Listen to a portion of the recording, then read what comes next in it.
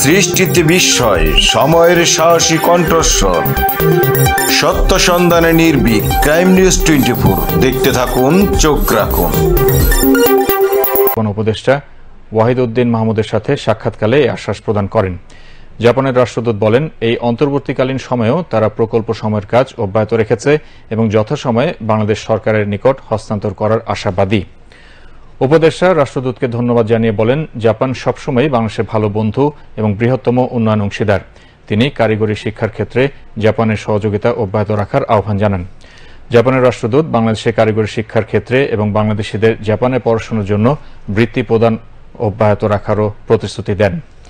পরে পরিকল্পনা উপদেষ্টার সঙ্গে সৌজন্য সাক্ষাৎ করেন ঢাকায় ইউএনডিপির আবাসিক প্রতিনিধি স্টেফেন লিলার।